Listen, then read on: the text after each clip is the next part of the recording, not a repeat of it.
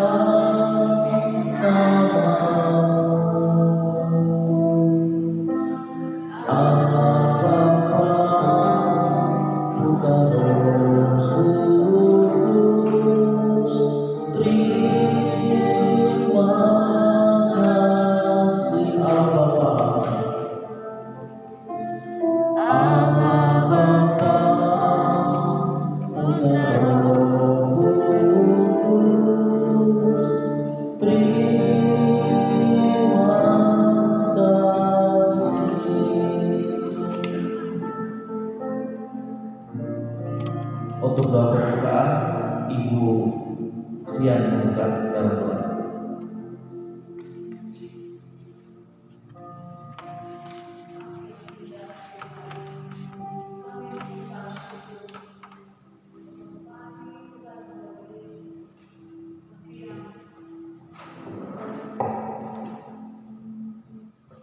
Saat ini Tuhan, kami mengucap syukur bahwa Tuhan selalu memberikan yang terindah bagi kehidupan kami. Terima kasih ya Tuhan. Langit tak selalu biru, hujan juga Tuhan tak selalu datang, tetapi kasih setiamu itulah yang terbaik bagi kehidupan kami dan anak-anak kami.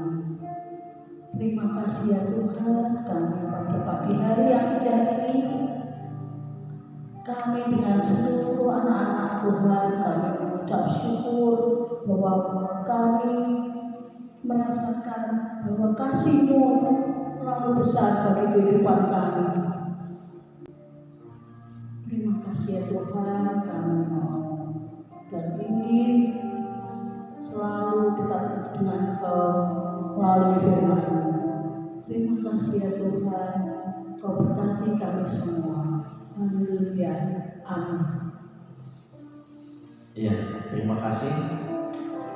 Dan kita akan memuji Tuhan kembali dengan pujian jiwaku haus akan kasih.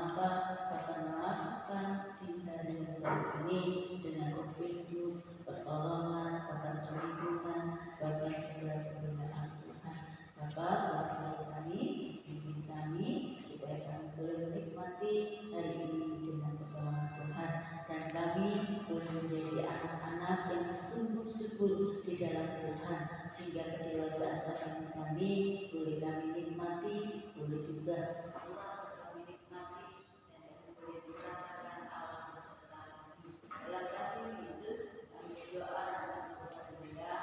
Amin. Ya, pembacaan firman Tuhan kita sudah sampai Matius pasal 22.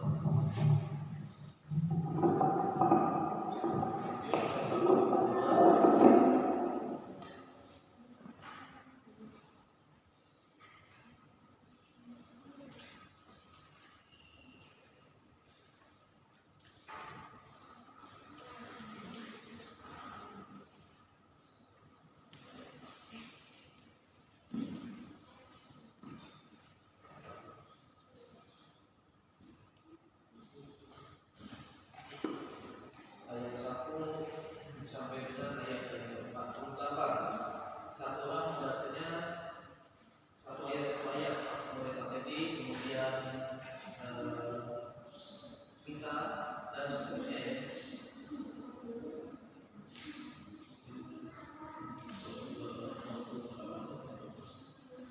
Matius 22 ayat 1 sampai dengan ayat 46. Satu orang membacanya satu ayat, kalau dari materi kemudian ke kanan sampai selesai ya.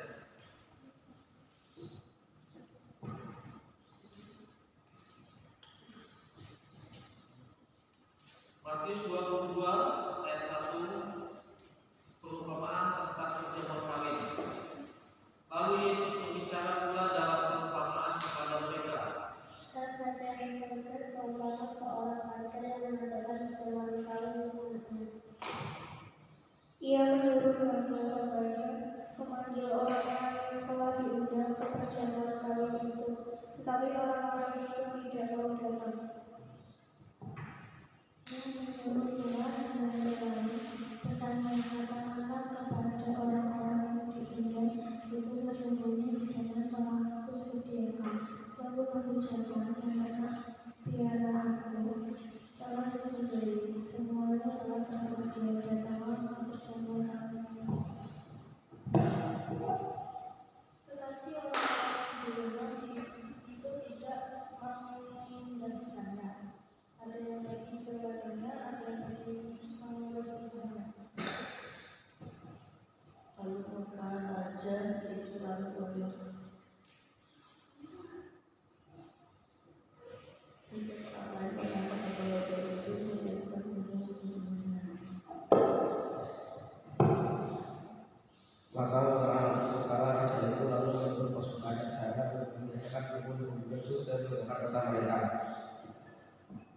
Sesudah itu ia berkata kepada hamba-hambanya, perjamuan kawin telah tersedia, tetapi orang-orang yang diundang tadi tidak layak untuk itu.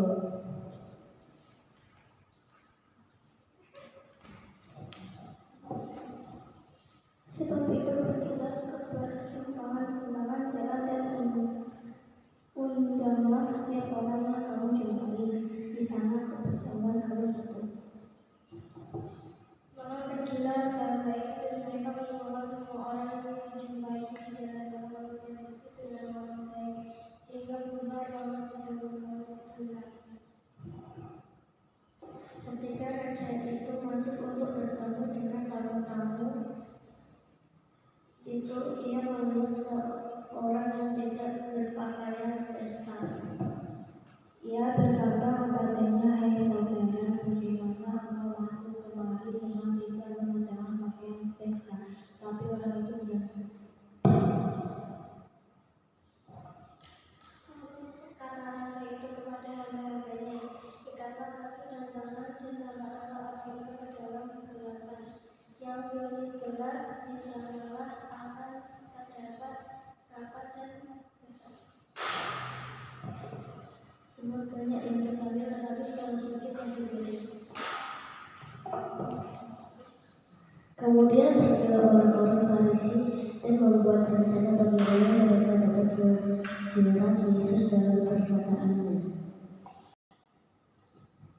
Mereka murid mereka bersama orang-orang Yahudi bertanya kepada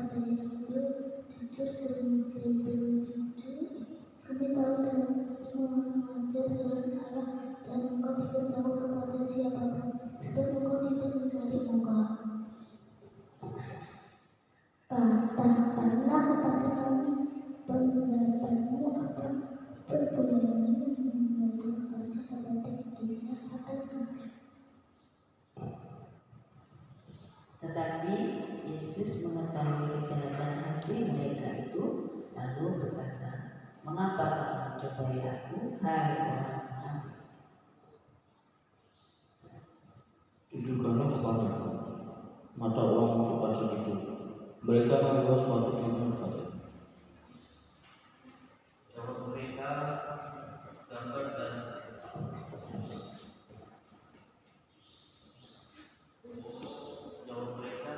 tulisan Kaisar. Lalu kata Yesus kepada mereka, berikanlah kepada Kaisar apa yang wajib kamu berikan kepada Kaisar, dan kepada Allah apa yang wajib kamu berikan kepada Allah. Mendengar itu, heranlah mereka dan meninggalkan Yesus lalu pergi. Pada hari itu datanglah kepada Yesus beberapa orang Saduki yang berpendapat bahwa tidak ada kebangkitan. Mereka bertanya kepadanya, Guru, Musa mengatakan bahwa jika seorang mati dengan tiada meninggalkan anak saudaranya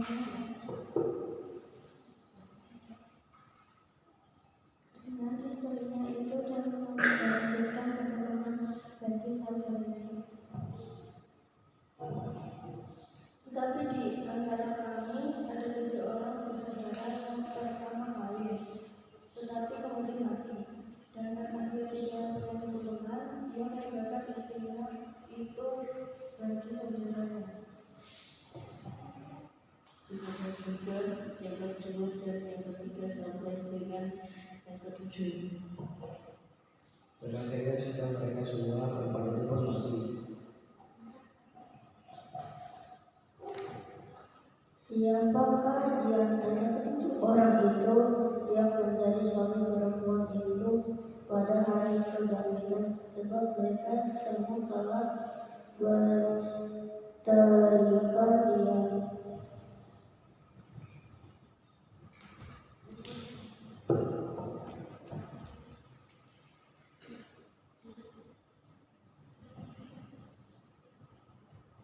Karena pada waktu kebangkitan orang tidak kawin dan tidak dikawinkan, melainkan hidup seperti malaikat di surga.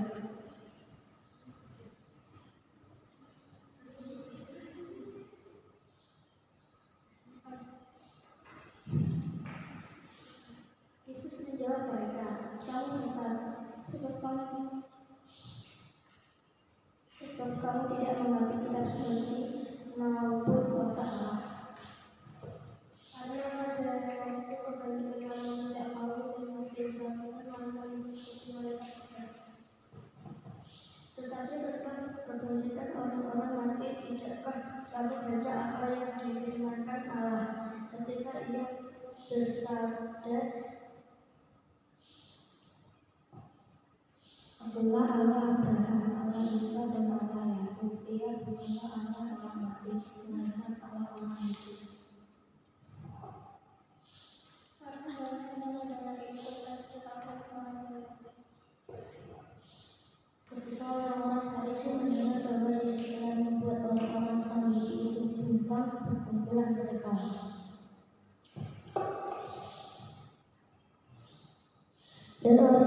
Dan seorang dari mereka, seorang ahli Taurat, bertanya untuk menjawab dia. Guru, manakah yang terutama dalam Taurat?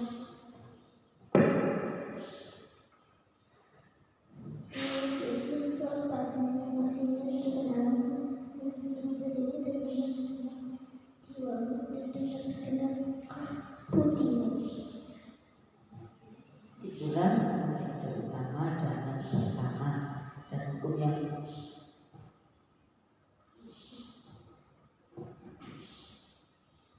yang kedua, yang sama dengan itu ialah kasihilah sesamamu manusia seperti diri sendiri. Pada kedua hukum inilah tergantung seluruh hukum Taurat dan kitab Nabi. Hubungan antara Yesus dan Daud. Ketika orang-orang Farisi sedang berkumpul, Yesus bertanya kepada mereka, katanya, apakah pendapatmu tentang Mesias? Anak siapakah dia? Kata mereka kepadanya, anak Daud.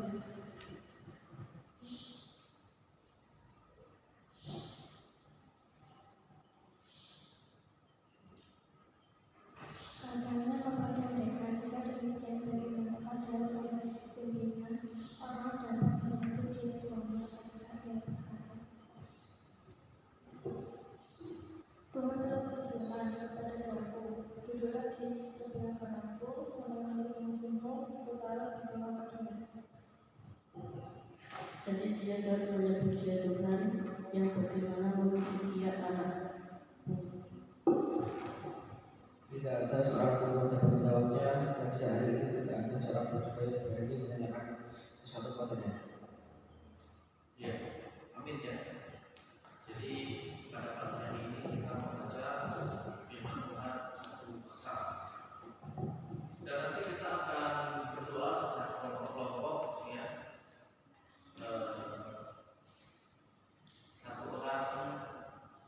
Satu kelompok 3 orang.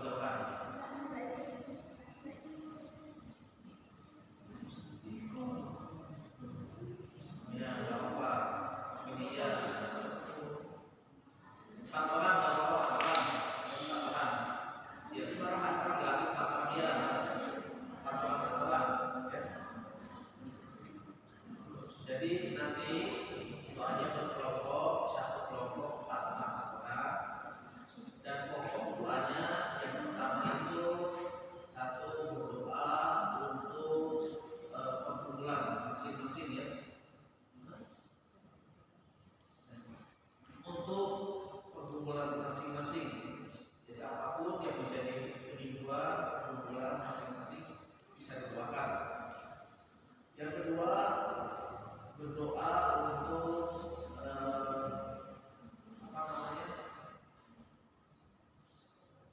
kegiatan hari ini ya. Jadi dari pagi ini hari Kamis kita doakan baik pagi, siang, sore dan malam hari sampai kalau bisa doakan sampai selesai sekolah individual ini kita dilaksanakan. Yang ketiga doa untuk gereja ya. Doakan gereja baik tambahannya, majelisnya, jemaatnya dan perkembangannya. Yang keempat berdoa untuk bangsa dan negara ya. Tapi sebelumnya kita akan memuji Tuhan dulu ya. Sebelumnya apa ya? Ada 4 berdoa ya. Satu berdoa untuk pergumulan masing-masing. Apa saja yang berdoa. Yang kedua berdoa terus doakan ya. Kemudian yang kedua berdoa untuk kegiatan hasil dari sekarang sampai nanti Jumat. Yang ketiga berdoa untuk gereja, di dalamnya ada hamba Tuhan, ada majelis, ada komisi-komisi dan juga yang lainnya. Yang keempat berdoa untuk bangsa dan negara apa ya? Nah, sebelumnya kita akan memuji Tuhan dengan pujian Bapa Engkau sungguh baik.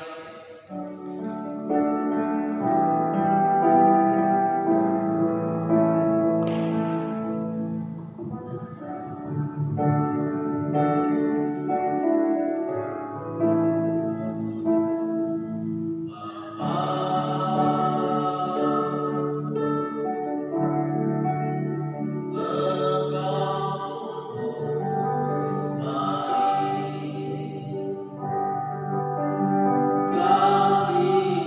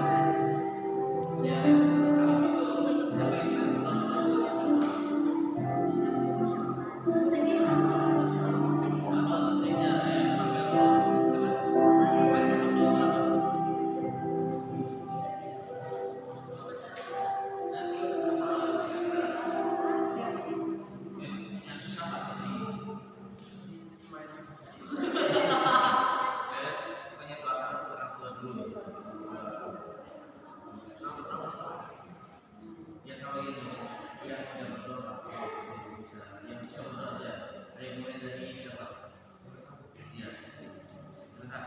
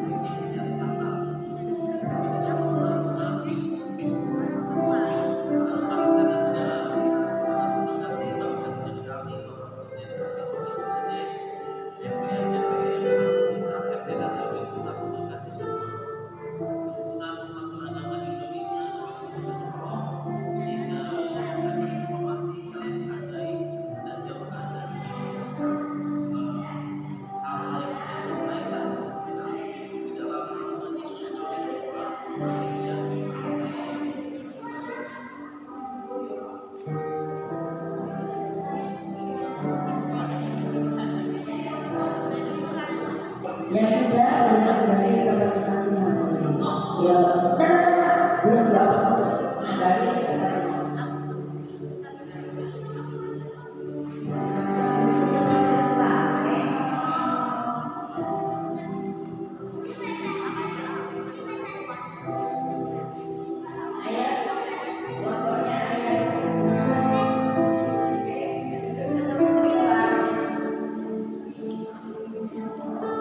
Duduk seperti ini.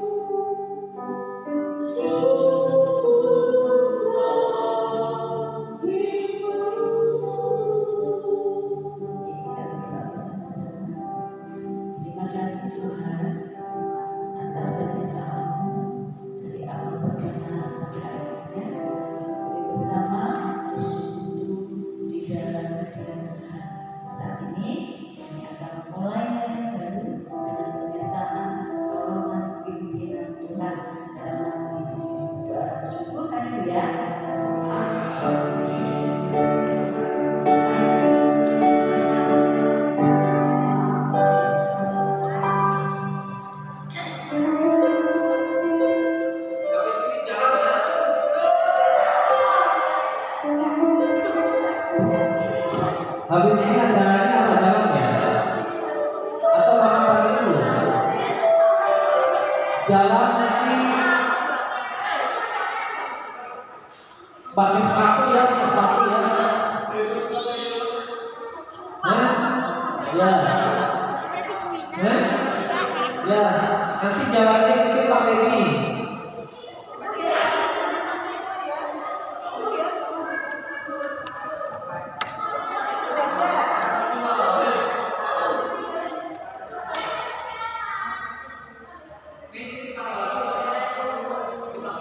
Sudah dimatiin ya, Bu. Dimatiin.